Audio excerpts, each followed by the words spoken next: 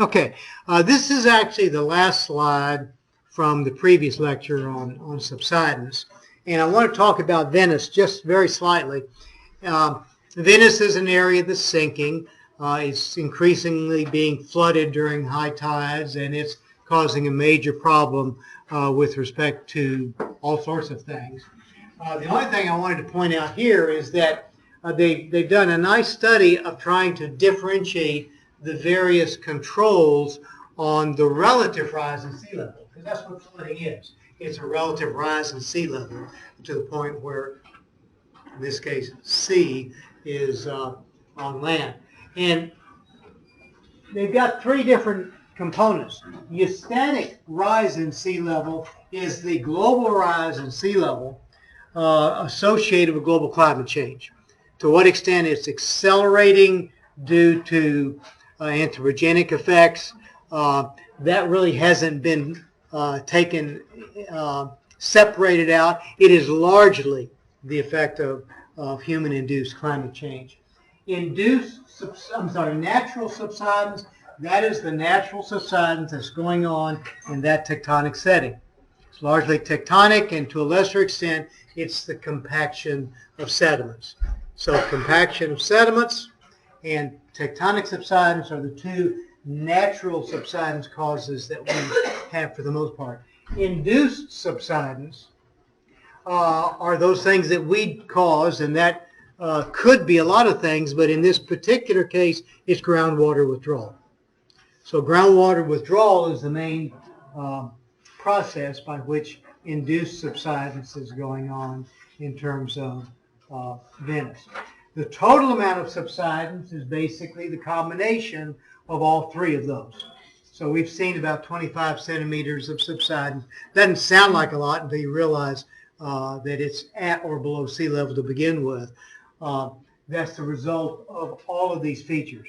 Now, if we were to go to other places, these relative numbers would differ, and the relative causes of things like the induced subsidence might differ. So if we were to go to the Central Valley or go to the Sacramento Delta, then induced subsidence will vary from place to place. So when I give you on the study guide specific areas that are subsiding, or for that matter, any case study, this goes back to the first exam as well, I'm looking for those two or three things that are, if not unique, characteristic of that particular study. So, for example, how would you differentiate one from another? Why did I use it as an example? It was an example of what? And so, although there may be a lot of specific things that I mentioned and you have in your notes about each case study, there's typically only two or three that should pop out at you in terms of preparing for the exam. Okay? All right. Any questions on subsidence before we get going? Okay. All right. I'm going to talk about surface flow.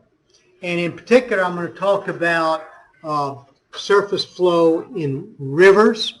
And we look at rivers, there's just a whole bunch of aspects. They are landscape generators. If you look at the national parks, if you look at the signature landscapes of the Grand Canyon, of Big Bend, they are typically river related, both in terms of the scenery and in terms of recreation. But there's a wide variation from the rather steep V-shaped valleys of a tectonically uplifting area to the straight V-shaped rivers, channelized rivers of an urban area. So we want to look at those features. And in particular, we want to ask ourselves, why are we doing this? And in doing so, let's look at first, just briefly, the benefits of rivers. I mean, basically from everything from landscapes to water supply to hydroelectric power, transportation, waste disposal, recreation. As you go through the list, you might notice that some of these are seemingly contradictory. How can we have a river that is both a place to dispose of waste and recreation? And this is, in fact, part of the question that arises about conflicting uses and conflicting benefits. How do we maximize these various beneficial uses of surface water, and in this particular case, rivers? Okay. There are also some risks. I've added one that you don't have, and that's limited supply. Clearly, one of the risks or hazards associated with surface water, we don't have enough of it for the demand. There's a limited supply of clean water. And the clean aspect gets back to pollution, the extent to which we are polluting our rivers. But we also have the more traditional geologic hazards of flooding and erosion. I'm going to focus on the next couple of weeks mainly on flood delineation and mitigation and also erosion. Okay, which isn't to say that water quality, surface water quality isn't an aspect. I'll give some introductory remarks, but it's another topic, and we can't cover everything in this class. Now, when we look at global impact, and we look at the number of natural disasters, turns out flooding globally is by far the most significant event, followed by storms. And if we look at by percent, the number of people impacted by different types of disasters, again, is floods. 55% of the people globally, 2.5 billion people, have been impacted by floods globally over about a 10-year period. Now, you saw a somewhat similar diagram to this with earthquakes, only there the question was how many people died, and it was earthquakes. Earthquakes are down here. Okay, not many people are impacted by earthquakes, but the largest number of people that are killed are by earthquakes. Conversely, huge numbers of people are impacted by flooding, though the fatality rate is somewhat less. Economically and numerically, floods are in a lot of ways our most serious problem with respect to natural disasters. Water supply is something that is, and water quality is something that is a global issue. More than 10 times the people die due to water problems than wars. And increasingly, we're seeing a competition for water supplies. About 1 billion people lack access to safe water. 2.5 have no access to proper sanitation. And within 10 years, 2/3 of the world population are going to be living in countries where there's a moderate to severe water shortage. So this is increasingly being recognized as an issue globally. And it's not just in the third world or lesser developed countries. We're already seeing conflicts between states within the United States in terms of limited water supply, because our water supply, particularly with respect to rivers, doesn't pay attention to state boundaries. And so as we dam waters in one area and cause water problems in others, we see this as an increasingly serious issue. The droughts in California, the droughts in Texas, this is all part of a long-term problem in water supply. It's often been said that the drivers for the next global wars of the 21st century will not be oil, it'll be water, because of the scarcity and implications. The Director of National Intelligence for the United States basically issued a statement that was kind of sobering. It said during the next 10 years, many countries that are important to the U.S. are going to have problems with water shortage, poor water quality, or flooding. And that can cause instability. And the instability and state failures increases regional tensions and affects global security, including that of the United States. So this is a question that is not just academic, but it's important quite literally to the security of the United States. What we're interested in is the distribution of water. And one of the things I mentioned in the really first or second lecture is where does water reside? Where are the reservoirs of water? If we think of global water, we're defining the hydrosphere. That's all the water that's on this planet. And of that, most is in the oceans. And that portion that's not in the oceans, most is locked up, frozen in glaciers. And of that that's not in glaciers, most that's liquid, that's not in the ocean, is in the groundwater. And what's left are all those other reservoirs. Okay? There's maybe 1% of all the water globally, of the hydrosphere, that is readily usable by humans. Okay? And of that portion that's usable by humans, 99% is groundwater. Now, you might assume that, well, gee, we ought to be using groundwater. But as we'll see, there are other reasons why we tend to focus on surface water for our water supplies. Okay? If we were to look at the readily available water and we imagined 26 gallons of water, well, we get down to about a teaspoon is all that's left for human consumption. Okay? Now, the reality is these reservoirs aren't static. There's flux in between from one reservoir to another, and that is, in essence, the hydrologic cycle. And so we can look at the evaporation and precipitation, the rainfall, the runoff, the infiltration, and look at ways in which water is transferred from one reservoir to another. Okay. And this would be an example of the global scale reservoir, where we have surface water and groundwater running off from land into the oceans, where we have evaporation and precipitation into the atmosphere. And so this gives us a global scale, and it is important, but it doesn't help us too much at the local scale. So locally is where we're going to focus.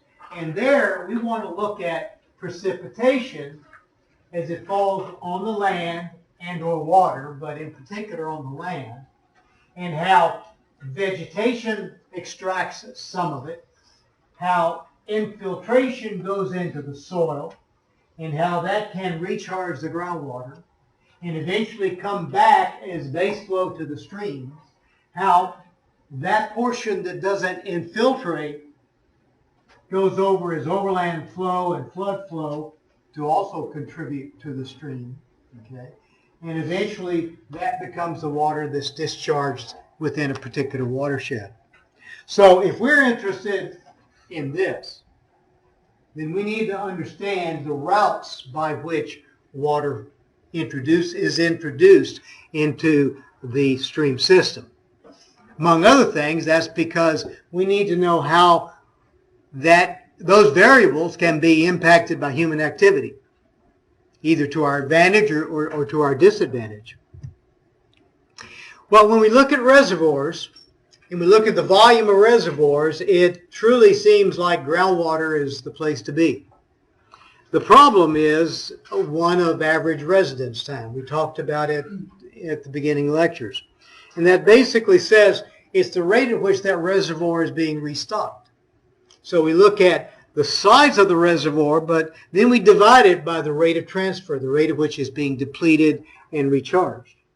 And if we assume that the reservoir is not, over some interval of time, changing its size, the oceans aren't getting bigger or smaller, then the rate that's coming in is equal to the rate that's going out.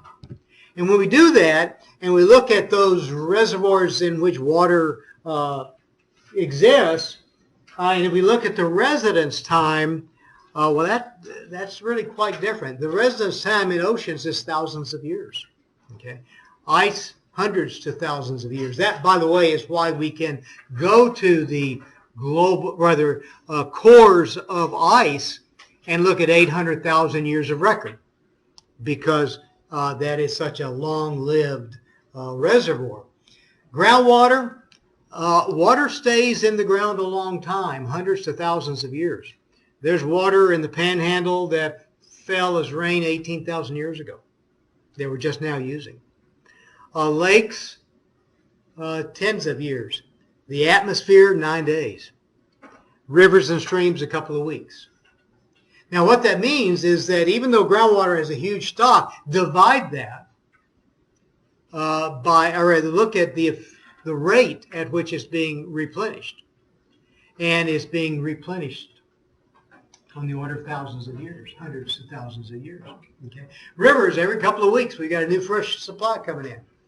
And so what's available is not so much how big the reservoir is, but how fast that reservoir is replenished. Very little water resides in our plumbing, in our tap of our house. What's important is when we open it up, how fast does it flow out? And it's the same thing with rivers. Now, it starts with precipitation. And one of the things we recognize is we can more or less draw a line right through the middle of Texas that separates out two fundamentally different hydrologic areas of the United States, and Texas specifically. The relatively arid to semi-arid west and the humid to semi-humid east. This impacts everything. It impacts vegetation. It impacts water law. It impacts how we choose or must use water. Okay. And so clearly, as we start looking at water use, we'll see this distinction between the west and the east. Now, one of the other problems with the west and the east has to do with the rate of evaporation. Not only is the west characterized by relatively little rainfall, but is characterized by high rates of evaporation, which means that the amount of water available is very restricted. And it's no surprise that we rely much more on groundwater in the west than on surface water in the east. Okay. If you look at the total amount of water withdrawn for a variety of purposes, take a look at these spikes. First of all, we tend to have most water that's withdrawn, particularly from the ground, in the west. This spike right here, anybody have an idea what this spike might be? It's a combination of urban areas in Arizona, like Phoenix and Tucson, and the irrigated areas of the Great Valley, and also LA. Okay, this is also the agricultural area of the arid to semi-arid regions of Oregon and Washington. Okay, and these areas, well, these are areas that are being spikes because of individual urban areas. Okay, so we don't have a uniform distribution of water or evaporation or use in the United States. Now, I have a lot of slides here, none of which you need to really remember. It's for your use. It has to do with the type and amount of water that we withdraw. First is groundwater versus surface water, and the second is for what reason. You should know what the reasons are. I mean, why do we withdraw water? And by the way, withdrawal can be from the surface, from rivers. When we pipe water from Lake Livingston, we are withdrawing it for use, even if we then dump it back. But public supply, mainly surface water. Irrigation, increasingly groundwater. Thermoelectric power generation, all surface. And you might ask yourself, how do we use water for generating thermoelectric power? Well, of course, we have to heat it, and that creates steam, so we have to get a lot of water to heat. But we do that exclusively by surface water. So different types of uses have different sources of water. As far as what we do individually, most of our water goes to water in the yard. Over 50%, which is, of course, the reason why when we begin to have restricted water use, the first thing to go is watering your yard and washing your car. Okay, the numbers are actually quite impressive. or at least to me surprising. But you don't really need to remember a lot of that. What we do need to know is the fact that there are a lot of different reasons to study surface water. For the water supply, though we won't be talking much about that anymore. Flooding, including the effects of urbanization, and that we will talk about a lot. We'll talk about surface water as it affects the erosion, transportation, and deposition of sediment. That will be kind of the end of this series of lectures. We should realize that pollution, water quality is a major issue, and one of the reasons we study surface and groundwater is to try to predict and prevent pollution of waters. We won't really deal with that too much, but we'll be touching on that.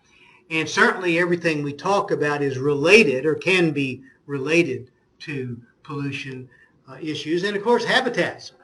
I'm not a biologist, so we won't be talking too much about habitats. But the reality is organisms need water. They live in water. They have certain constraints. Maybe it's temperature. Maybe it's flow. Maybe it's salinity. Maybe it's all of the above. And all these are affected by the local hydrology, the local hydrologic cycle, if you like. Okay. Now we're going to focus right here. We're going to focus on that portion of precipitation minus evapotranspiration that ends up either going into the ground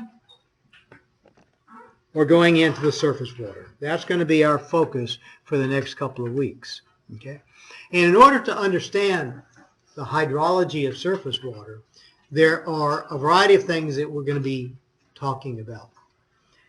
One is simply the physics of open channel flow. Open channel in this case as opposed to pipe flow or groundwater. Now notice I say fixed or mobile beds. Engineers for the most part deal with fixed bed hydraulics. And what that means is imagine the channel having a fixed boundary. As a result, it's an independent variable. And so as water comes in, it's going to rise and fall, determined in part based on that fixed channel. And the easiest analogy is imagine a concrete line channel. That would be a fixed boundary channel.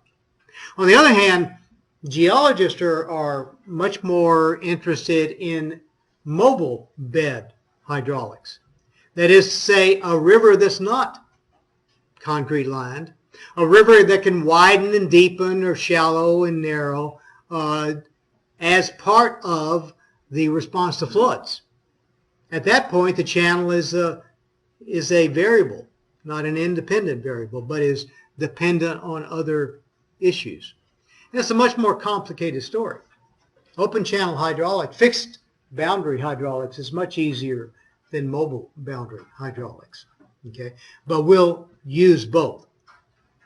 There are certain equations that we use to be able to predict the flow of water. We need to have a vocabulary of different aspects of water. We'll talk about overland flow versus confined flow. We'll look at the drainage basin as the fundamental hydrologic unit of studying the effect of surface water.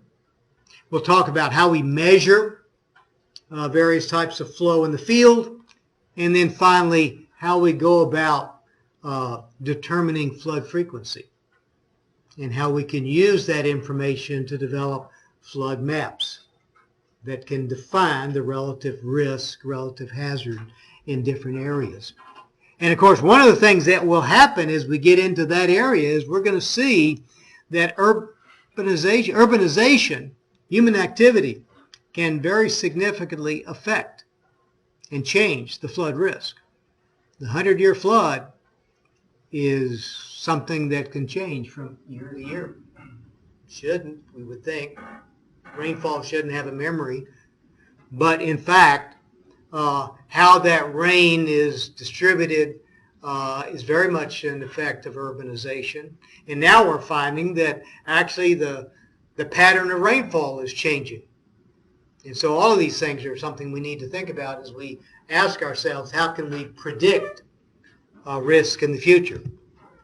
Okay, well, there are a few equations that are important to know with respect to open channel flow.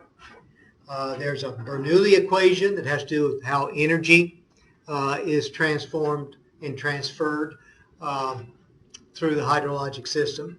The continuity equation, a Reynolds number, and a Froude number, and a Manning's equation. So these are all things that you should, at the end of this week or so, have a better feeling for and how we use them. The Bernoulli equation, actually, I should start down here, is really looking at pressure, but we're going to take pressure divided by the specific weight of the water. And why do we do that? Well, we know that total pressure, which is a force per unit area, is a function of where we are. That's potential energy, if you like. There's a kinetic energy, and there's a position, or rather a hydrostatic energy. And we're going to try to transform those numbers and really those units into something that we can better visualize. So we're going to transform this energy equation into head. And head is basically in units of elevation. So we're going to talk about a pressure head, a velocity head, and a static head. And that total head is basically the total energy per unit weight. Okay? So we're going to look at the kinetic energy as defined by the velocity head, and the potential energy is defined by the elevation and pressure head. Okay? Now, the nice thing, conservation of energy tells us that the total amount of energy coming through this system is going to be the same as through this system. Now, there can be energy losses due to friction, etc., and we'll look at that. But let's begin with assuming that the energy, the sum of the energy, is constant. Okay? And so as we have water flowing from one place to another, okay, the sum of these various heads will be the same before and after, minus any loss due to friction, let's say. Okay? So let's look at the energy first at a point on a river. Okay? If we look at the elevation at the base and the elevation at the top, that total is going to be the potential head. Now, we're actually dividing it into two parts. We're dividing it into the elevation of the base and the height here, the pressure, hydrostatic pressure that's here. Now, that U squared, and the way to visualize energy or potential head is really just think about the top of the water. Okay. Now, the problem is, not the problem, but the complication is that water's moving. So that water in a river has a kinetic energy. And if we express it in terms of head, we can imagine it as an imaginary line some elevation above the surface of the water, the top of the water. That elevation is the U squared divided by 2G. Is proportional to the square of the velocity. Now, in fact, what we can do, if you wanted to have a better mental image, or maybe if we went out in the field, we could actually put a tube right here and take that moving water and stop it. Now, what happens there, it's called a pitot tube, is that the water rises to this elevation, because the kinetic energy has been transformed to potential energy. So that imaginary line actually has a physical equivalent, but it's not a line that we're going to see. But it is a line that we're going to use. And the fact that that line is not constant all the way down the river, rather it drops with time, with distance, is a measure of the rate of frictional attenuation, the rate of loss of energy. Okay. Now, it's sometimes confusing because you might think, well, down in here, the pressure is greater than up here. So why doesn't water rise from high pressure to low pressure? And of course it doesn't, because it's equally offset by the position. And so as the height of the overlying water increases, the pressure decreases. And so we can look at that surface as being the potential energy. Okay? Now, going back here, C is what? What is C on this map? I mean, this cross section. The distance between the energy line and the water surface. Not all at once, just any one of you. Any of you? Well, I'll give you a hint. It's one of three heads. It's the velocity head. It's a measure of the kinetic energy. Okay? And as you see, that total head is dropping, and that is the frictional slope. That is the slope of the energy line. Okay. Now, that slope is an important measure as we talk about surface water flowing downstream, and we're going to make an assumption that the slope of the bed is equal to the slope of the energy line. Usually not exactly the case, but as a first approximation, we'll start with that. Okay. Now, the next thing is continuity. If we want to look at flow in a river, moving downstream, we would look at discharge, and discharge is a function of the velocity times the cross-sectional area. Okay. So as we've got water flowing in or flowing through, let's say, Braze Bio at South Main, and we got that water flowing through Scott Street, Braze Bio. The discharge should be the same, assuming there's no change in elevation with time.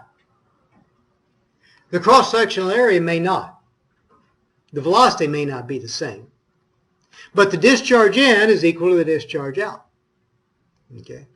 So if we look at the velocity times the area and we talk about discharge, then we can begin to deal with how discharge might change and how we might predict how discharge might change, either with distance or time. But conservation of mass says that, at least as we don't destroy mass or create mass, what goes in is going to be what goes out, at least at some scale. So that leads us to trying to classify channel flow. It turns out there's a lot of things that can happen. It's not as simple as is implied by the continuity equation. We could look at how discharge does or does not change with distance. We could look at how discharge does or does not change with time. We could look at the flow within that water and look at the relative stability of the flow lines. Is it laminar or is it turbulent? We could look at the roughness of the bed, the perimeter over which the water is flowing. Is it hydraulically rough or hydraulically smooth? There's a term that's kind of hard to understand until we give some examples, but the relative velocity. As velocity increases, is it tranquil or shooting? Okay. The other thing is, how do we measure the strength of the flow? Because clearly one of the things we want to know, particularly if we're interested in sediment transport, is how strong is this mold? Is it strong enough to cause erosion? If so, it's a problem. Is it slow enough to cause deposition? That could be a problem too. Okay. And so we tend to think of discharge, or rather measuring flow strength as velocity, which is not a bad idea, except that velocity varies with depth. So are we saying velocity at a particular depth? Or maybe the average velocity? When we talk about the continuity equation, we're talking about the average velocity. And if so, how do we measure it? You might think that a better measure of the stresses, the forces being applied on the bottom of the river would be shear stress. So we could describe shear stress, although I'll mention that shear stress varies depending on whether or not, or the type of shear stress varies depending on whether or not it's laminar or turbulent flow. So we got to keep that in mind. Maybe the shear stress, of course, there's shear stress throughout the whole water column. Why not focus at the shear stress right at the base of the water column, where you're in contact with the sediment? Okay, so we talk about basal shear stress, and so that's a measure that we might look at. It turns out that we typically use a term called U star, which is shear velocity. Now that's just kind of a trick, because what U star is the basal shear stress expressed in units of velocity. Only because we can't really visualize the units of force, but we can visualize the units of velocity. And so when we start talking about monitoring the strength of a river, we're probably going to use velocity, or shear velocity is the most common. We could also talk about stream power, which is velocity times shear stress. So all of these are ways in which we measure the strength of flow. And the point here is that make sure you understand which measurement is being referred to when you're reading or looking at some piece of information. Okay, so let's begin with downstream variations. Uniform flow is no change in velocity with distance. Okay, so du and u is just the typical abbreviation for velocity. Dx is equal to 0. Now, if there's no change in velocity, there's no change in the velocity head. So the energy line and the water surface will always be parallel. Okay. Now the other thing that will happen is that the flow lines, imagine you put a little bit of dye at a different depths, and you watch those flow lines going downstream, they will always be parallel. Okay. And the fact that these flow lines are parallel implies, at least in this case, no change in velocity. Now, where the velocity changes, it's not uniform. The u dx is greater than 0. Well, is different from 0. We see a deviation from the water surface to the energy line. That's just a visual clue that velocity is changing. Okay. Now, in this particular example,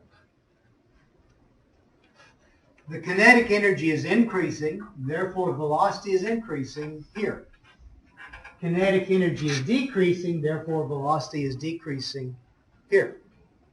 And with acceleration, we could expect erosion, and with deceleration, we could expect deposition. So we're beginning to see where patterns of erosion and deposition might be predictable based on how the velocity is changing with time, with distance. Okay. Now we can also look at how velocity changes with time. That would be steady or unsteady flow. And imagine that we're measuring velocity at a gauging station. We've got a spot where we're measuring the velocity continually. talk about how we do that later, but just that's easy to visualize. And so steady velocity, and you can think of elevation as being a surrogate for velocity right here at least. No change in the elevation. All of a sudden, it rains upstream, and we get this flood wave coming down. Okay. By definition, a flood is unsteady flow. It's a rise and fall of the water level. It's an increase and decrease of the velocity. Okay. So there'll be critical thresholds. Maybe the critical threshold will be the point at which the velocity or the shear stress or the U star, whatever you want to call it, exceeds the ability to resist erosion. There's erosion begins. Or maybe the critical threshold is you've gone over the banks. We got flooding. So we're interested in these unsteady flows, both as predictors of erosion and deposition, but also flooding and non-flooding, and at the extreme, drought. Okay. Now, if we look at shear stress as a measure of strength of flow, if you look at these little flow lines again, think of a flow line as being an infinitesimally small volume of maybe a cube of water that's moving parallel. Okay. In laminar flow, these things are moving exactly parallel, and the only resistance to movement is the molecular viscosity, the stickiness of the water itself. So if we were to apply a shear stress on the top of this fluid, and there's no movement of water at the extreme, at some point in the bottom of the fluid, then this slope, the change in velocity with elevation, is basically a measure of the viscosity. In fact, we call it molecular viscosity. Now, if, on the other hand, these flow lines are not laminar, they're turbulent, then there we're beginning to have not only the skin friction between two lines due to the viscosity of water, but we also have the interruption of flow as advection brings up and moves down these individual flow lines. And so we have what we call kinematic viscosity. Okay. And that would apply for turbulent flow. Okay. Now, if we look at how fluid flows, a fluid by definition has no shear strength. Okay. So if you apply a force per unit area, in this case a shear stress, there will immediately be a shear strain. And the rate of deformation is going to be, if it's a Newtonian fluid, a perfect fluid it's going to be a straight line. And that straight line the slope of that straight line is a measure of the viscosity. And in this particular case, we have a high viscosity. Here, we've got a Newtonian fluid with a low viscosity. And what it says is, for the same shear, if it's very viscous, you don't have as much deformation. But if it's got a low viscosity, you got a lot of deformation. It flows more easily. Okay. Now, in reality, some fluids, like debris flows, actually have a shear strength. And there is this complete gradation from a Newtonian fluid to a fluid that, to a plastic, a type of material that has a shear strength that has to be exceeded before there's deformation. Okay. Debris flows are one, lava flows are another. Okay. And that's the cohesion, if you like. Remember we talked about Coulomb's law. We talked about Moore circles where there was C. That C represents the shear strength or the cohesiveness. And in some cases, this non-Newtonian fluid can be so viscous that it actually has laminar flow. We'll talk about laminar flow in just a moment, but laminar flow is really unusual. it is the exception. And the main exception is in these very viscous, sediment-concentrated debris flows. Okay.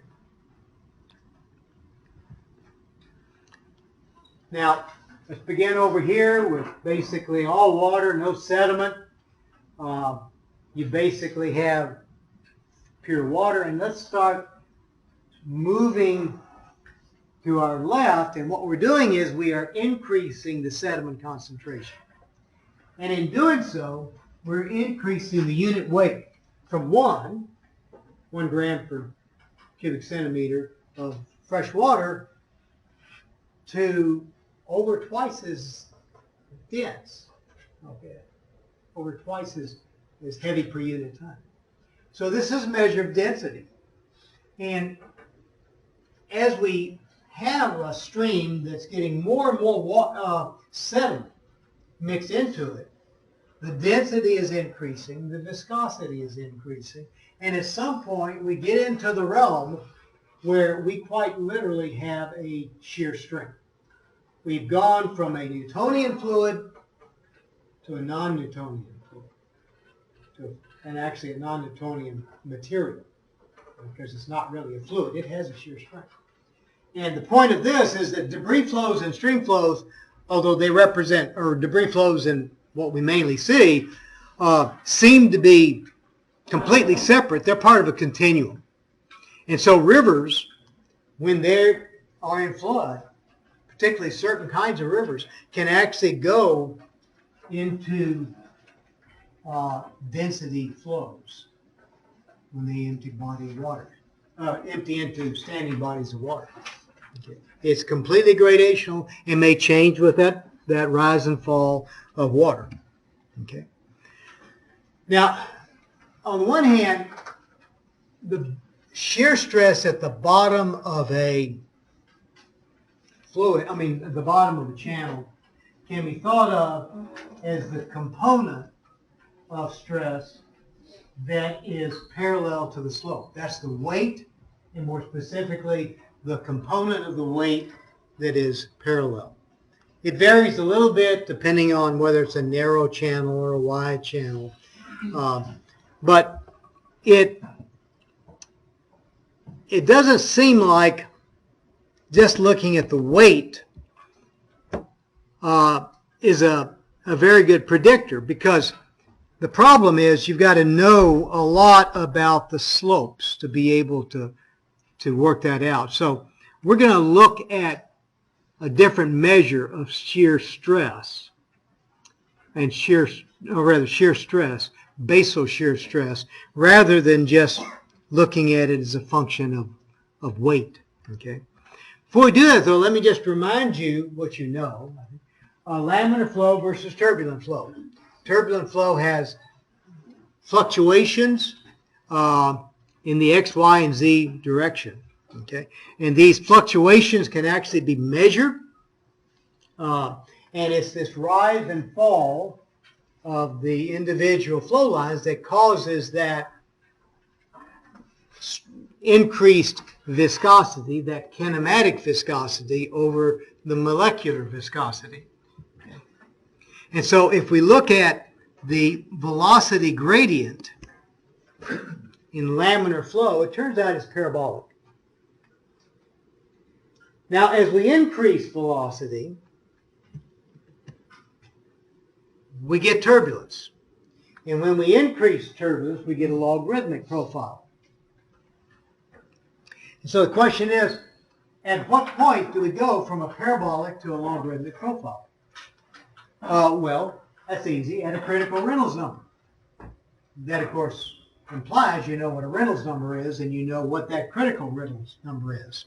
So let's look at the Reynolds number, because the Reynolds number tells us, are we dealing with laminar flow or turbulent flow? And that difference is huge in terms of the way sediment is transported, how river water erodes, and how we can predict shear stresses. So the Reynolds number is one of two dimensionless numbers that must always be maintained if you model a fluvial or model a hydrologic system. Okay, if you want to try to model a river, if you want to try to model the groundwater, you need to keep the Reynolds number constant. You can change the density of the fluid, you can change the density of the sediment, you can do all sorts of things, but don't touch the Reynolds number. The Reynolds number is a ratio of inertial to viscous forces. And just intuitively, viscous forces tend to dampen turbulence. Inertial forces tend to increase turbulence. So that kind of makes sense. Now, it turns out that inertial forces are a velocity times a critical length. And the viscous forces is viscosity. Okay. Now, the problem is, not the problem, but the fact is, the critical length will differ depending on what kind of flow you're talking about. So, for example, in an open channel like a river, the critical length is the flow depth. And the critical velocity is the average flow velocity. And the viscosity, in this case we use kinematic viscosity. Okay. Now, in pipe flow, it might be the pipe diameter. In grain settling from suspension, it's the grain diameter. So the critical length and the critical velocity will vary depending on what we're after. I'm only concerned with open channel flow here. So there is a number based on these numbers of depth and flow velocity that is a critical Reynolds number and tells me if it's laminar or turbulent flow. It turns out that number is between 500 and 2,000. Now again, that doesn't have a whole lot of intuitive sense to it until we think, well, let's try to imagine a situation with open channel flow, or surface flow, better said, where we're below this critical number. Now, to be below that critical number, I've got to have a small length, that is, say, a small depth, and a small velocity. Because the viscosity doesn't change. The viscosity of water is water. Okay? So if we're going to keep the viscosity constant, the only way to decrease the Reynolds number is to basically slow it down and make it more shallow. So let's try. Let's imagine a centimeter of water. And let's imagine it moving really pretty fast. Let's say a meter a second. Hard to visualize anything moving faster than that. That's sheet flow. Still Reynolds. It's still turbulent. You can't see a situation. You can't get the depth small enough and the velocities reasonably fast enough to actually have water that's not turbulent. So you go back for a second, because I said that with debris flows, we actually have laminar flow. And they can be pretty thick. So how do we keep the inertial force down? We don't. We increase the viscous force. And so with respect to laminar flow, if you want laminar flow in a body of water, you actually need to increase the viscosity, because you're not going to be able to do it just with slowing it down. Okay. Now, one of the nice things about that, though, is that we have a logarithmic pattern, a logarithmic vertical profile. And by the way, that holds with air. Fluid moving is air, and fluid in water.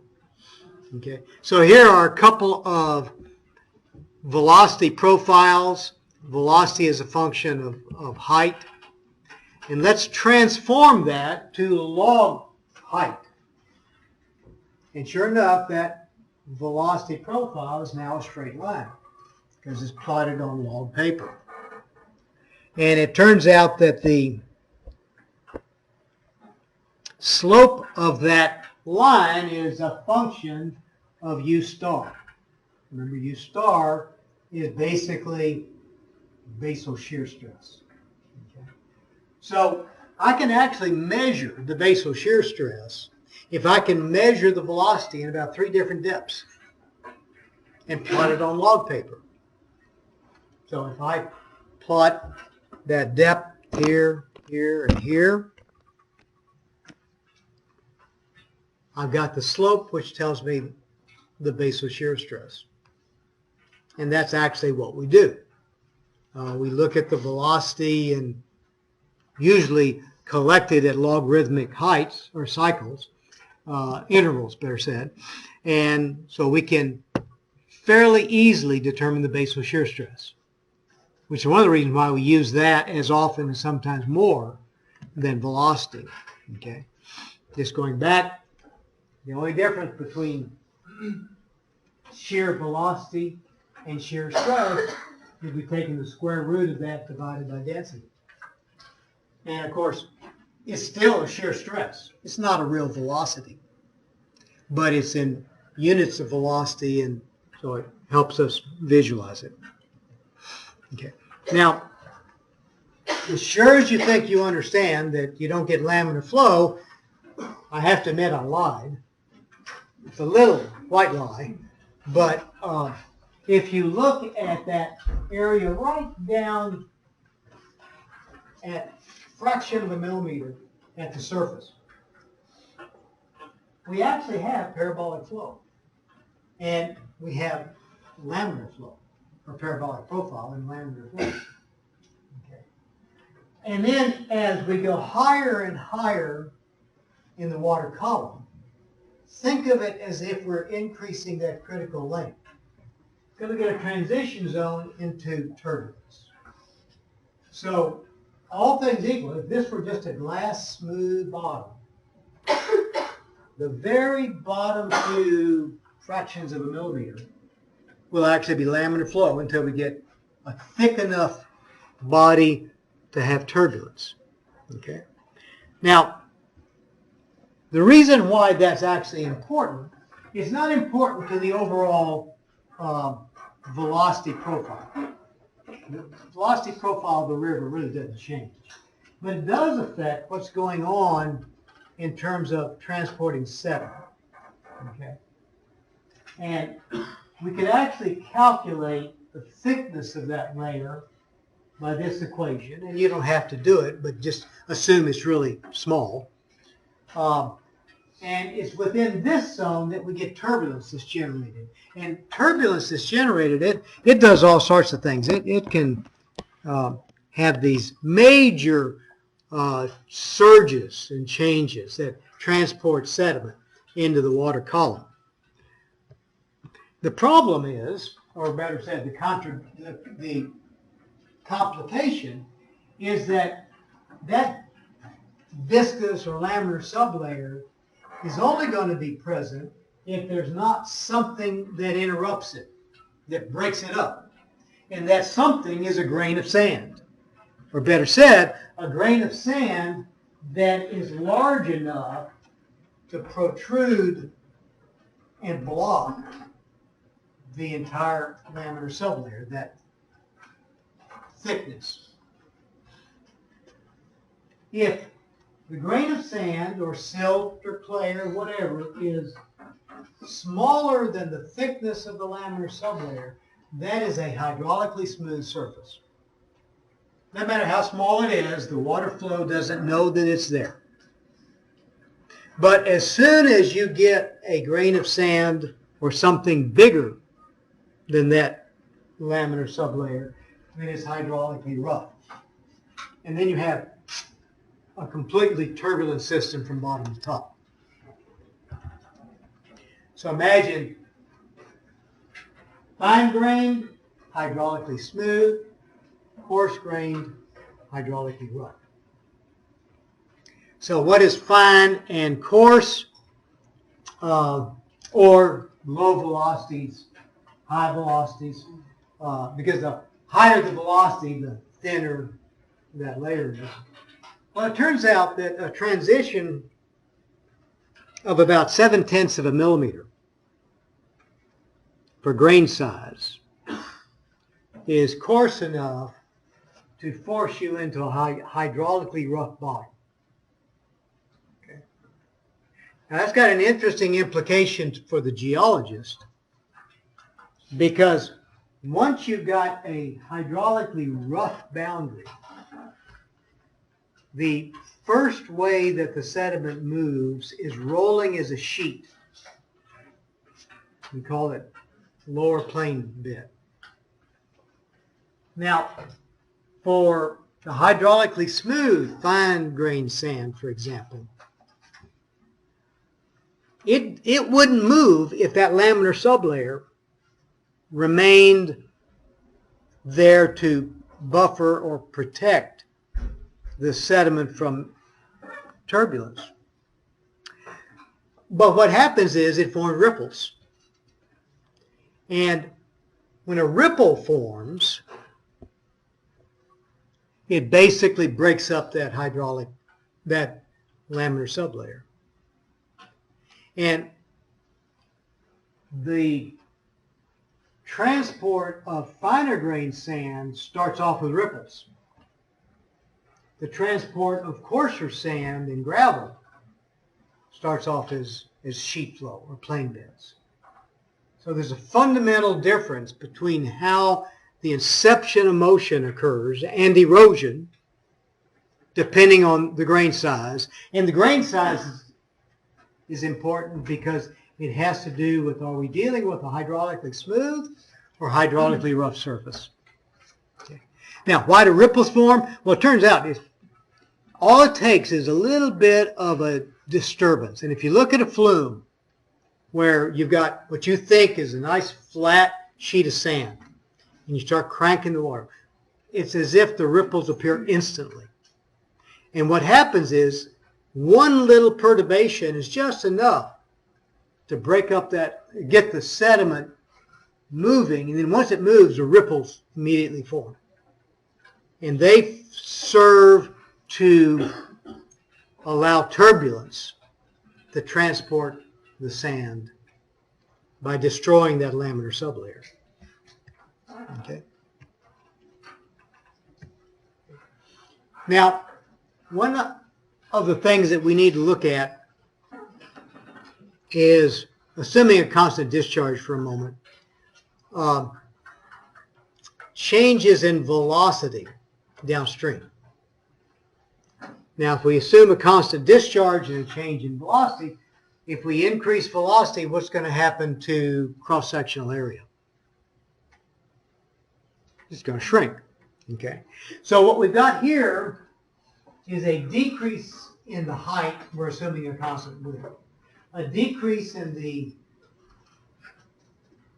cross-sectional area because of an increase in velocity. Why is it increasing in velocity? What's causing this increase in velocity? Because the slope creates that. It's the slope, yeah. So we have a situation where we've increased the slope. And so we go from uniform flow here to non-uniform flow here. Okay. And we've got acceleration. Now we've slowed it down, again, because we've changed the slope.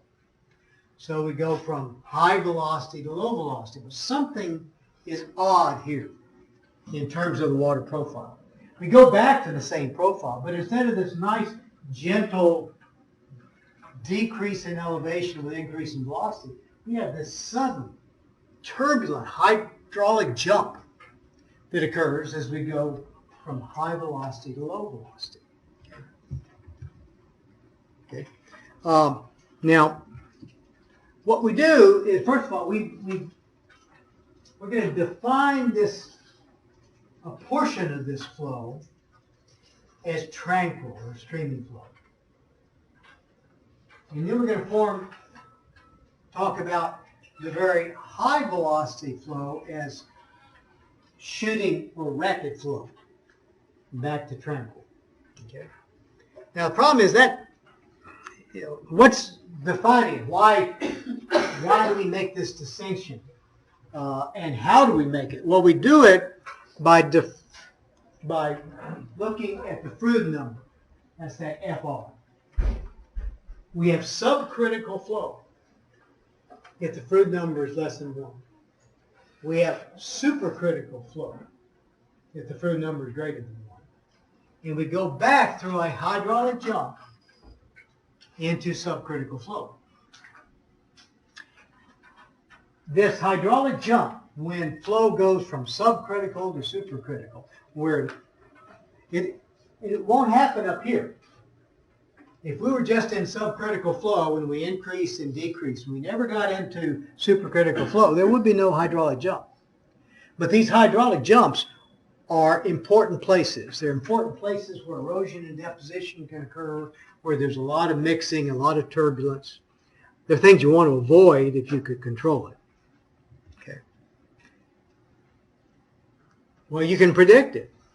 You can predict it by looking at that second dimensionless number that I talked about, and that's the Froude number. We got the Reynolds number, which is the ratio of inertial to viscous forces, and we have the Froude number, that is the ratio of inertial to gravity forces.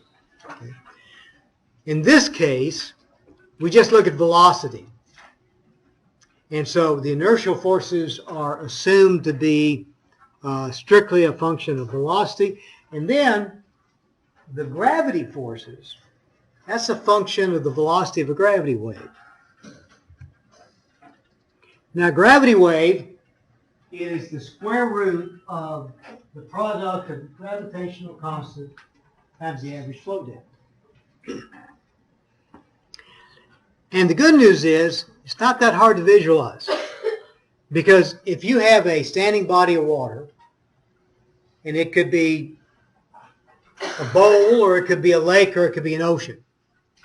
If you throw a pebble into that standing body of water, a train of ripples will form that radiate out from that point of impact.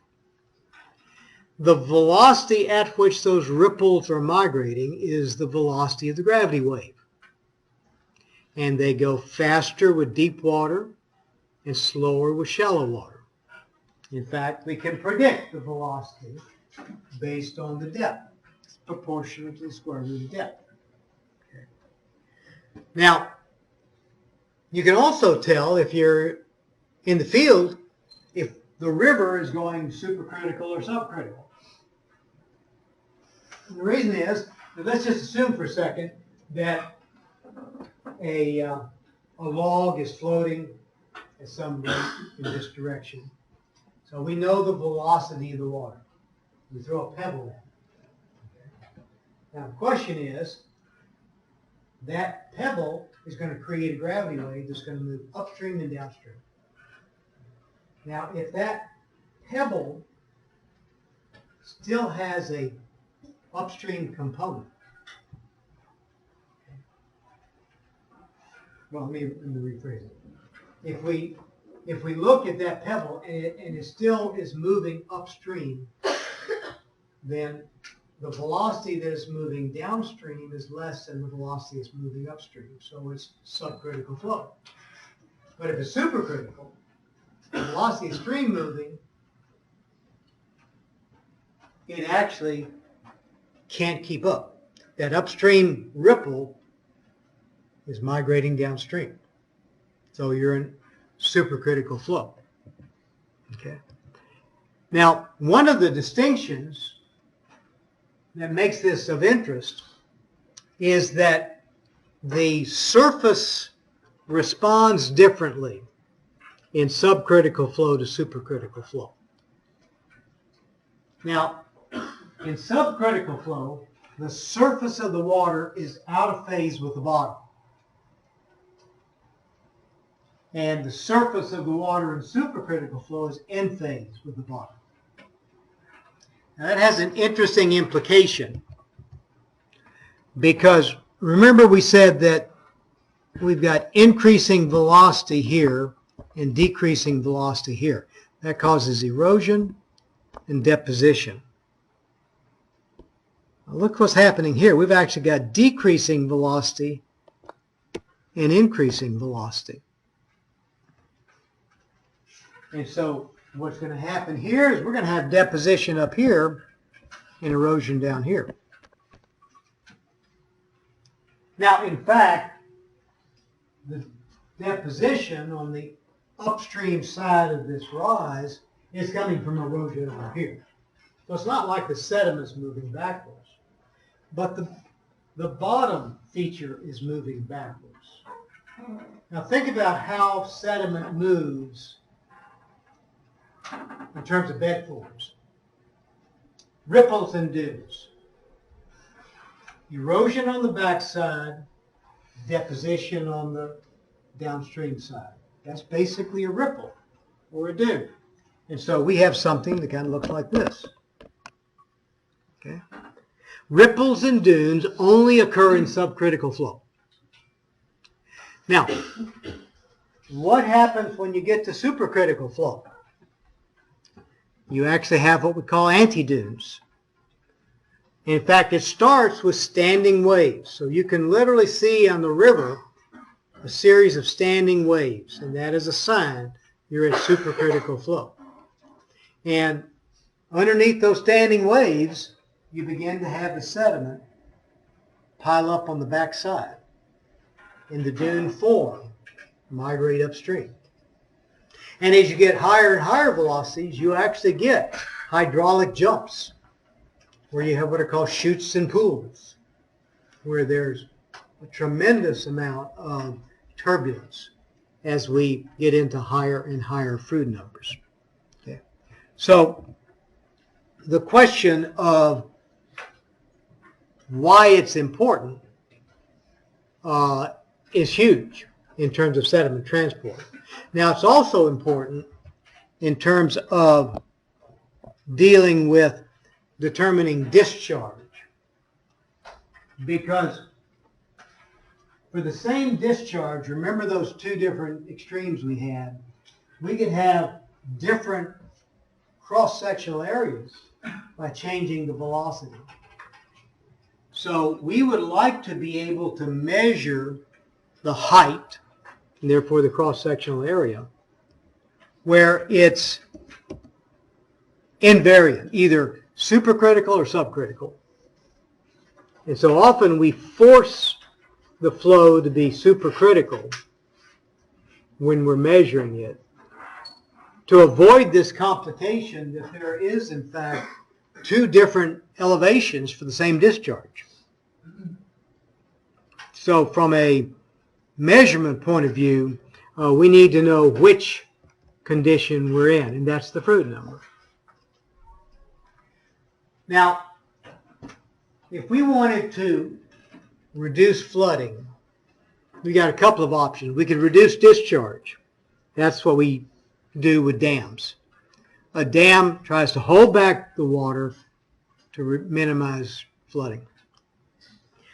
On the other hand, we might want to try to modify the stream so that it can accommodate more discharge. And one of the ways to do that is make it bigger.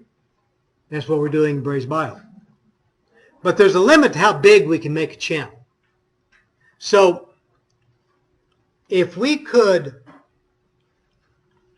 reduce the cross-sectional area of the water in a channel that's not a whole lot wider, so it doesn't take in roads and whatever, and not so deep that we messed up the gradient, then what we're going to have to do is increase the velocity. For constant discharge, if you want to decrease the area, you better increase the velocity. And so much of what we do to, quote, improve a channel is designed to increase the velocity of the water in that channel to lower the cross-sectional area. And you can do it by three ways. You can do it by decreasing the resistance to flow, okay, but smoother and less drag. Increase the channel efficiency. We'll have to say how you do that. Or we can make it steeper. Remember, because we just showed that if you increase the steepness of the channel, the water flows faster. Okay. So we can imagine an equation that says the velocity is proportional to the channel efficiency, maybe raised to some power, times the slope raised to some power. Both of these will increase velocity, and inversely proportional to the resistance of flow, maybe raised to a power. because increased resistance, you decrease velocity. And that is, in essence, what the Manning equation is. The Manning equation is an equation that allows us to predict velocity based on channel characteristics. Okay? And we will continue with that next time, and I will try to post some more notes, part 2. I'm not quite sure how far we'll get on Wednesday. So we will return to Manning's equation.